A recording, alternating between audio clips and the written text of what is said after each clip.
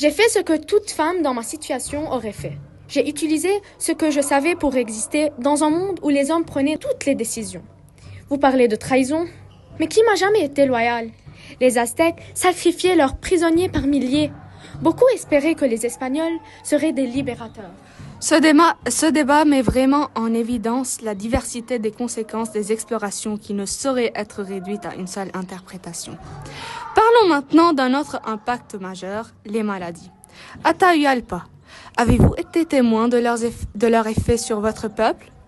Avant même que Pizarro n'arrive, mon empire était affaibli par la variole ainsi que les chocs microbiens. Mes guerriers mouraient sans même avoir combattu. C'était une guerre invisible et nous étions impuissants.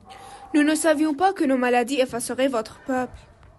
Peut-être pas au départ, mais par la suite, nous avons compris leur pouvoir. Lorsque la variole a ravagé Tenochtitlan, cela a joué en notre faveur. Un autre élément clé est la transformation culturelle. Malinche, avez-vous vu les traditions autochtones disparaître? J'ai bien vu plus qu'un simple changement. La langue des peuples locaux a été remplacée par l'espagnol. Nos dieux, adorés depuis des siècles, ont été interdits et remplacés par la religion chrétienne. Les temples ont été détruits et à leur place, les Espagnols ont construit des églises. J'ai vu des prêtres autochtones forcés d'abandonner leurs croyances. Certains peuples ont accepté ces nouvelles traditions. D'autres ont essayé de résister. Mais le changement était inévitable. Ce n'était pas un choix. Nos temples ont été brûlés, nos prêtres tués, nos histoires ont été effacées. Je sais, mais j'ai aussi vu des gens s'adapter et mélanger les cultures. Certaines traditions n'ont pas disparu. Elles ont été cachées sous une forme chrétienne. Les noms de nos dieux ont changé, mais les croyances sont restées. Nos cérémonies ont été transformées, mais elles existent encore. La résistance n'était pas toujours une guerre. Parfois, elle passait par la mémoire, par les chants murmurés aux enfants. Nous avons apporté la civilisation. L'Espagne a organisé ses sociétés et leur a offert une meilleure structure. Non, vous avez imposé votre pouvoir. Mais même vous, vous avez changé. Regardez les villes coloniales. Elles sont construites avec les pierres de nos temples. Écoutez cette nouvelle langue, mélange d'espagnol et de nahuatl.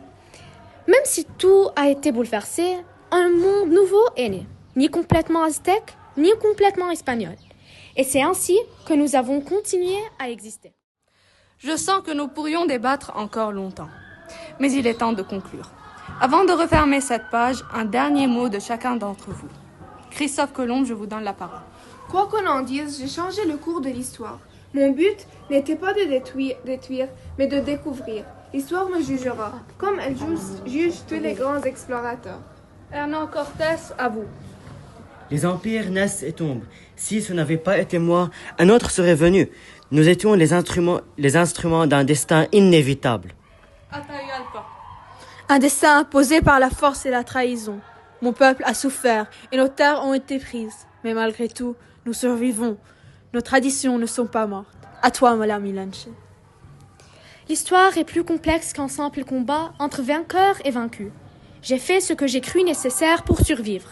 Mais qui sait ce qui serait passé si nous avions tous choisi une autre voie? Chers témoins de l'histoire, votre époque a changé le monde à jamais. Voilà, chers auditeurs, l'histoire n'est jamais simple, mais elle doit être entendue. Merci à tous pour cette discussion intense.